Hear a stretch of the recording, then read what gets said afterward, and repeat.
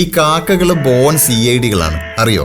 സാധാരണയായി ഒരു കാക്ക ചത്തു കിടക്കുന്നത് കണ്ടു കഴിഞ്ഞാൽ മറ്റ് കാക്കകൾ അവിടെ നിന്ന് പേടിച്ച് പറന്നു പോകാറില്ല, ശ്രദ്ധിച്ചിട്ടില്ലേ? പകരം അവയെല്ലാം ആ ചത്ത കാക്കയുടെ ചുറ്റും വന്നു കൂടുകയാണ് ചെയ്യുന്നത്. ചുറ്റും കൂടിയ കാക്കകൾ വലിയ ശബ്ദം ഉണ്ടാക്കി ബാക്കിയുള്ള കാക്കകളെ കൂടി അങ്ങോട്ടേക്ക് വിളിച്ചു വരുത്തും. ഇത് കാണുമ്പോൾ നമുക്ക് തോന്നും കാക്കകളെ സങ്കടം കൊണ്ട് ഒന്നിച്ച് കരയുകയാണെന്ന്. പക്ഷേ ഫാക്റ്റ് മറ്റൊന്നാണ്.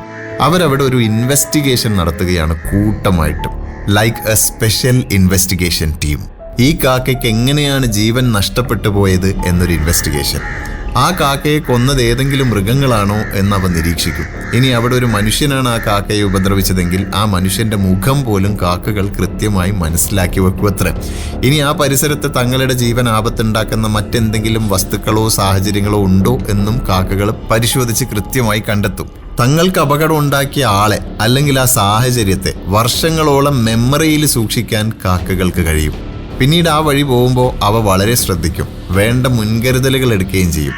എന്താണ് കാക്കകൾ ആക്ച്വലി ഇതിലൂടെ നമ്മളെ പഠിപ്പിക്കുന്നത്? നമുക്കൊരു അപകടം പറ്റുന്നതുവരെ കാത്തിരിക്കാതെ മറ്റൊരാൾക്ക് പറ്റിയ അപകടത്തിൽ നിന്നും അബദ്ധത്തിൽ നിന്നും അനുഭവങ്ങളിൽ നിന്നും ഒക്കെ പാഠങ്ങൾ പഠിക്കാൻ നമ്മൾ തയ്യാറാവണം. Experience is the best teacher എന്ന് പറയും. പക്ഷെ അതിൻ്റെ കൂടെ ചേർത്ത് പറയേണ്ട ഒരു കാര്യം കൂടിയുണ്ട്, provided others experience. Super hits red FM കേൾക്കൂ കേൾക്കൂ കേട്ടുകൊണ്ടേയിരിക്കൂ.